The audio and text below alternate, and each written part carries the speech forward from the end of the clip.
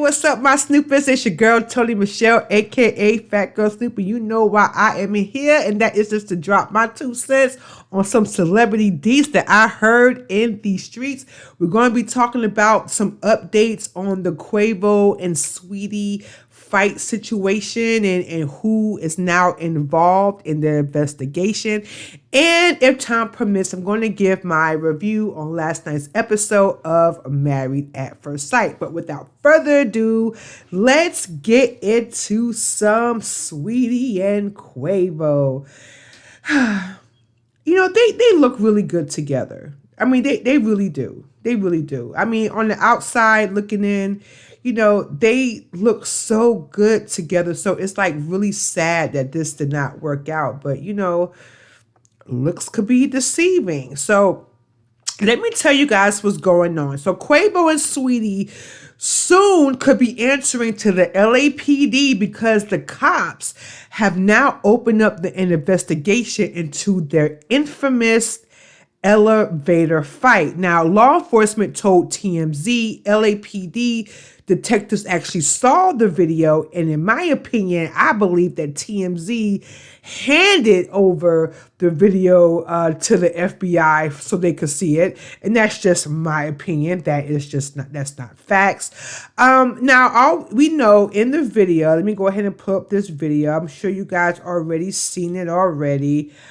Let's see. So this was the infamous elevator video where they showed the ex-couple fighting over what appears to be a video game console box or something. I don't even think it was a video console box. I think whatever was in that bag, Saweetie was trying to get, and Quavo didn't want her to get it. So, you know, I don't think it was just no Xbox or no game. I don't think so, and I doubt it. But anyways, so we see them fighting, and now the cops want to meet with them, both parties separately, to discuss what actually led up to this fight.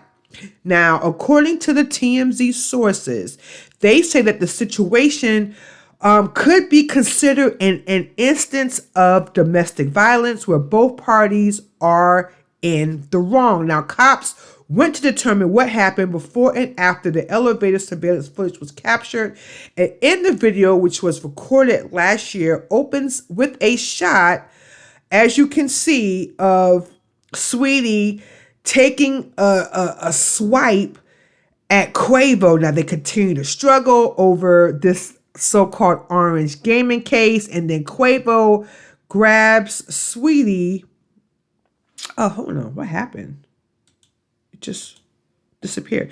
Okay, so then they continue to fight. You know, Quavo grabs Saweetie by the arm, drags her into the elevator, and it made her hit the back wall, and then they both collapse on the ground. And as you can see, Quavo actually looks up into the camera, so he knows that they are filming him, and he's fully aware about what's going on. And the sad part is that he didn't even help her up. like what is this guy doing? The guy in the purple or the blue sweater, like, isn't he like, what the hell is going on? Like, he didn't assist or nothing. But, and then, you know, Saweetie was seeing, you know, after Quavo gets up, Saweetie remained on the floor throughout the rest of their elevator ride. When it comes to a stop and she actually gets up, it appears that she was actually limping. And from what I see, it doesn't appear that they didn't say anything else. There was no words exchanged on that elevator. Whatever words were exchanged between these two happened before they stepped foot on this elevator. What did Beyonce say? It be some ish going down when there's millions of dollars in the elevator. Remember she said that? I mean, this gave me such Solange and Jay-Z vibes, but the only difference is Jay-Z didn't, you know, he let Solange basically slap him up a little, kick him up a little bit, And he just stood there and took it. Like, he didn't, like, retaliate. But I think that was because Queen Bee was in that elevator, too. But I think if it was just Solange and Jay-Z in that elevator, oh, it would have went down like the rumble in the jungle. So, back to Quavo and Saweetie. Now, as far as them being criminal charges, from what I understand, once the cops wrap up their investigation, they will likely turn everything over to the LAPD city attorney to review for possible charges in the future. Now, what they should be investigating is who in the hell gave that video to TMZ and how much did that person get paid for that video. Now, TMZ, since you want to report on that, report on my question, okay? Who gave you guys that video, okay? Who gave it to you guys and how much did it cost? Okay, because this has been the #1 story on your website since it happened. Okay, and all of a sudden you mean to tell me that all out of the clear blue sky, because of the little snippet that you guys put out, now this is causing a big FBI investigation, and you guys absolutely have nothing to do with that? I doubt it. And like I said, that's just my 2 cents. Everybody has one. So let's move on to Married at First Sight, my oh so favorite pastime. And let me tell you, I was really disappointed with this episode, namely because they basically dedicate the show they dedicate the show based on the relationship the men had with the women dogs. Because like in first Marriage at First Sight history, all the women have brought in dogs into the marriage. So they based this whole episode around the dogs. Okay. And I have to be honest, I had no idea what I was watching. Okay. It was driving me crazy. You know, like when you see a show and it's so good, it's so good that you can't take your eyes off of it. I actually was able to do work, do laundry, clean the house, do everything while I was watching this. It totally did not interest me so much that I had to watch it again this morning so I could just, talk about it with you guys today, because I know some of y'all wouldn't have watched this dreadful thing. So I watched it so you guys won't have to. So let's start out with Clara and Ryan. So this week, Clara decided to book a yoga session. Now, Ryan thought this was going to be just a regular yoga session where they just do the downward dog, do some kumbaya, light some candles. But no, this was actually a sexual yoga session that Ryan was not expecting, to say the least. Now, where can I start? Now, so I don't know if you guys know about sexual yoga, but apparently couple sexual yoga, they basically do yoga positions in a very sexual manner. So basically Clara got on top of Ryan, basically straddled him, okay? And in my opinion, I think that she straddled him just to see what Ryan was actually working with once his manhood got happy. But came to find out, no matter what Clara tried to do, and she was grinding and all that, and Ryan was just not amused. He did not get aroused, and Ryan claims that this session, well, I keep saying section, I guess because Clara, in my mind, that's all she wants. She wants sex, Ryan. She wants sex, and she will do whatever she has to do for you to basically throw her on the bed, choke her, grab her by the ass, do whatever you gotta do. But she just wants the peen, and he's like, no, I don't want sex. I just want a connection. That's all Clara thinks about is sex, sex, sex. But damn it, you guys are married. What is she supposed to think about? Okay? Goodness. Now, According to Ryan, this yoga session brought them closer to Clara. It didn't do a damn thing. Okay, not a damn thing. She even told the girls later on in the episode that basically Ryan is full of ish because when it comes down to the adult tango, because she does everything to him to break him off. In other words, to jerk him off. I don't know if she meant that she gave him some fellatio and he got pleasure, but at any rate, she either jerked him off or gave him fellatio, and she gets nothing in return. And like I say, I have always maintained that I do not believe that this dude is a virgin. I do not believe this dude is sexually attracted to Clara. I believe that he is attracted to the fact that, that he has a wife to help him do stuff around the house and stuff like that. But I don't see them having any type of, connection, physical connection at all. Because if a woman that you're married to, your wife, okay, she's on top of you, she's straddling, okay, she's getting down like a stripper, she's grinding, okay, grinding, you know what I'm saying? She's getting down. And you mean to tell me that did not sexually arouse you at all? Something's wrong, Clara. Something's wrong.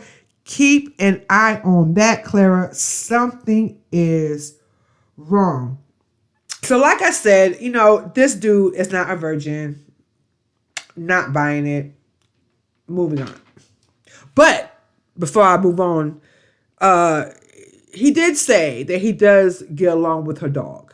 And he gets along with her dog better than he gets along with her. Now, my question to you, Ryan, is the dog straddling you? You know how dogs be humping? Is the dog doing that to you, or is she just like, calm down?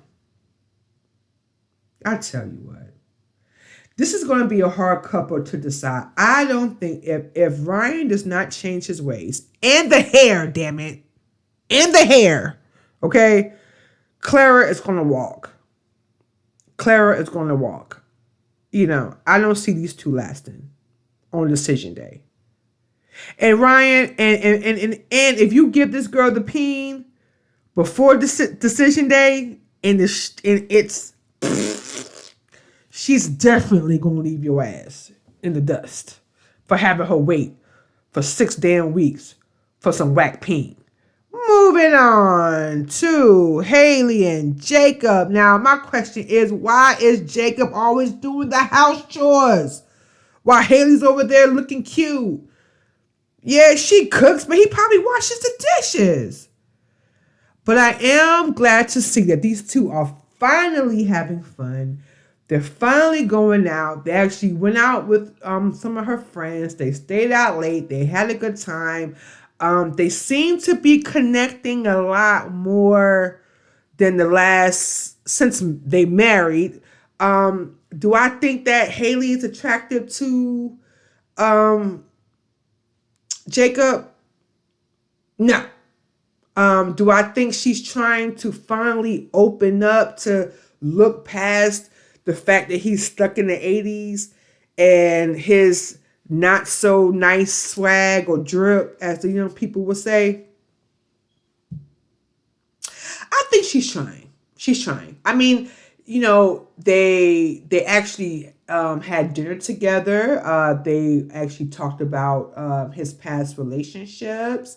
And he seems to have been, opening up to her, just a little more. She actually laughed at his jokes, which was very surprising. And I'm just happy to see these two get along. So I'm not going to give them too much gripe this time. So keep it up, guys. Keep it up. Now, I think if they continue this... Oh, excuse me. Sorry, y'all. I believe that if they continue this path of getting to know each other and doing things together, that they could possibly be together on this decision day. But only time will tell. So I'm happy for you guys. So I'm not going to drill you guys too much, Jacob. But make Haley lift some fingers around there, man. Come on, it takes two, man. It takes two people to actually, make a household work. Don't do all the damn house chores.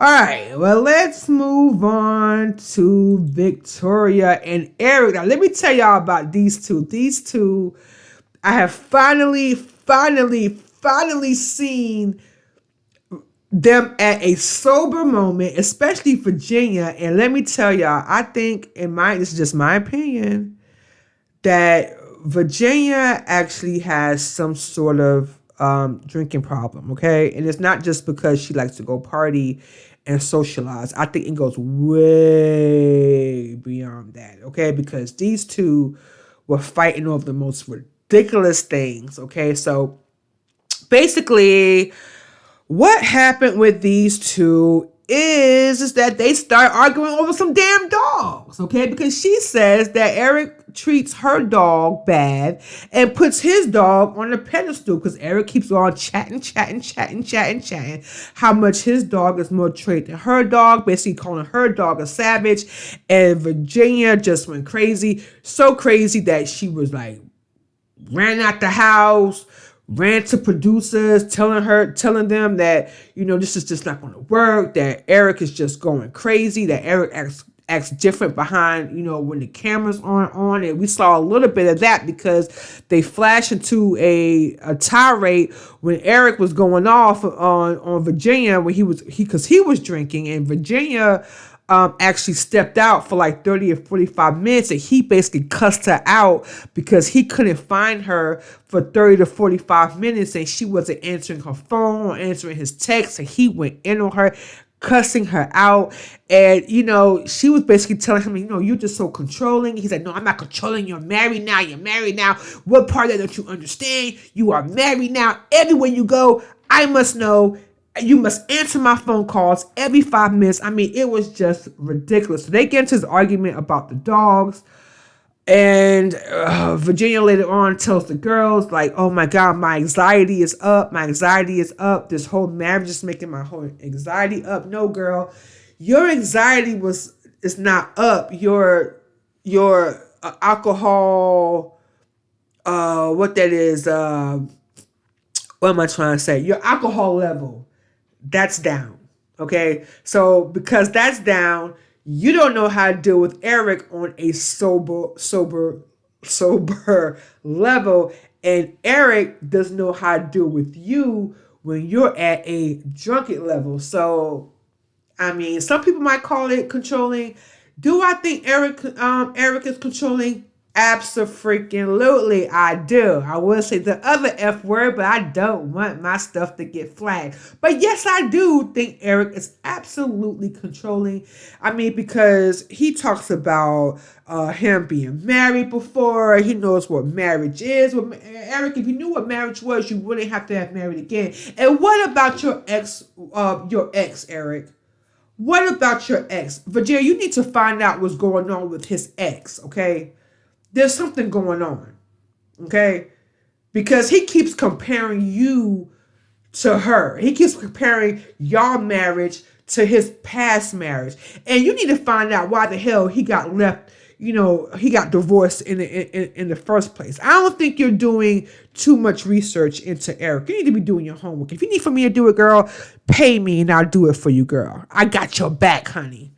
But yeah, there was arguing about dogs and her going out and her having friends. And she's like, well, damn, dude, I can't have no friends. I can't talk to nobody. I can't go out with my friends. I can't do anything without you. And he's like, oh, but you're married now. Like, listen, like I've said week after week after week after week, Eric, Virginia is your wife. She is not your daughter. If you want a daughter, go adopt the daughter so you could tell her what to do, when to do it, and how to do it. But in the meantime, Virginia is a grown-ass woman. Let her be. And you're going to push her away. But Virginia, find out about that ex-wife. Because you might learn some things, okay? All right.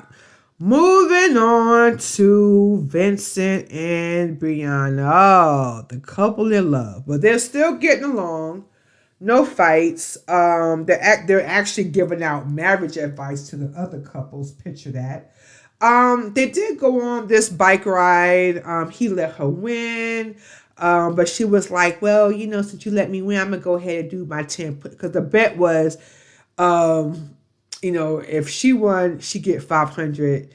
If he lost, she does 10 push-ups. Vincent was like, I wasn't gonna pay no $500. So Brianna was like, still, hey, I'm going to do the push-ups anyway. So he talked about, now you can only do 5. So she did 5, and that was that.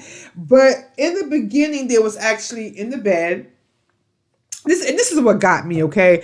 And Vinny, this is no disrespect to you, but I just feel like, in the beginning, when y'all was in the bed and y'all was talking about y'all anniversary day, and she was asking you, was it so hard to put together? And you was like, no. Well, you was like, yeah, it was. You had to get the boat and did this and that. Child, let me tell you, what it is, TOC. Wait, what does Lifetime, Lifetime pay for all that? Lifetime got all that ish together. You didn't have to lift a finger. I'm starting to wonder if you even got a job. According to the blogs, they're saying that you work at Carvana, but you say that you like some kind of car broker or something like that, but you basically work at Carvana. That's the rumor. I don't know where it is, if that's true or not, but that's what I heard. But but this brings me to this point, because that conversation in the bed that truly showed Vinny displaying broke man behavior. Okay, now he's telling Bree basically that she should start being that he put all this together. Lifetime did it, but he put all that together for their anniversary. And so he was like, well, when you taking me out on a date? When you going to take me out on a trip? I want to go to Disney World. I want to go here. I want to go there. He named stuff all around the world. I mean, he went on and on and on. She was like, are you saying a date or you want a trip? And he was like, well, both. I want to go here. I want to go there. And she was like, okay, well, I guess. But I mean, Vinny, y'all just got married. You took her out on one. You orchestrated this one little thing. Lifetime orchestrated, and now all of a sudden you want this lady to make it rain on you. You want her to spend her engineer money on you. Just straight broke man behavior. I mean, you got a lot to prove before. I mean, I'm only speaking as a woman. For me, you got a lot to prove to me before I'm going to sit there and spend my little money on you and take you to trips and all that. You didn't even take me out on a real date that was not funded by Lifetime. And until you do that, Bree, you listening? Don't you spend a dime. Don't you spend a dime. I'm starting to think this man don't got no job. No real job. No real coin dividend job. No secured bag job. And that is why his last girlfriend left him, okay? Because according to him, she left me because she didn't want me to expand on working on my own. No, she left you because you didn't have no damn job. Just my opinion. She was like, no bag. Here's the gag. I'm out, okay? I mean, that's just my opinion. But let me know what y'all think in the comments about these two. But other than that, these two are still in La La Land. And I just can't wait to see what's going to happen once the cameras stop. Quite interesting. And lastly, let's move on to Chris and Paige. Okay, so basically they were not seen together this whole episode. Paige gets a visit by her brother. Where the hell was he at this whole entire time? She basically tells him everything that went down between her and Chris. The brother basically tells the sister-in-law was there too, but she was basically just there, okay, with bad edges. And she basically was giving them the rundown about Chris and whatnot. And, her brother was like, oh, well, you just probably dodged the bullet. This was God said. But the crazy part about this conversation is Paige actually says that, yeah, I could have walked away, but I didn't. I want to make this work. And now she's starting to come around to finally see that she has to think about herself first, not this beer-bellied man, Gumby head man that she called the husband. But she was telling them, like, hey, I just wish that he put in more effort, that he showed me that he loved me by leaving nice notes at our apartment door that we're supposed to be living at together. Girl, let me tell you something. If you think he's going to leave you a love note at your door and he doesn't even want to be seen with you in front of the cameras, he barely wants to be seen with you behind the cameras, okay? And he's doing and saying whatever he has to say to get his ass out of this marriage. Now, like I said, in the past couple of weeks, do I believe that Chris got his ex-fiance pregnant? No, I don't. Do I believe that Chris still wants to be with his ex-fiance? Yes, I do. Do I believe that Chris wants out of this marriage with Paige by any means necessary? Yes, I do. Okay, and I'm not going to change my mind. Okay, he is going to dog her out as long as he could. Now, I don't know if you guys seen that special last week, or was it the week before? I believe it was last week when they showed a special clip of the oh my gosh, why can't I talk today? Decision Day. Okay, they showed a little clip of Chris and Paige on Decision Day, and Chris basically, when they asked him were they going to be married or stay apart, Chris was like, "Oh, we haven't decided yet," and all the doctors got mad, all the experts got mad, like, "What the hell you mean you haven't decided yet?" So when Paige was about to talk, Chris was like, "Hey, quiet, I got this," and he basically spoke for Paige, and Paige was sitting there like, letting Chris do all the talking, okay? Gosh, Paige. Still don't feel sorry for you. At all.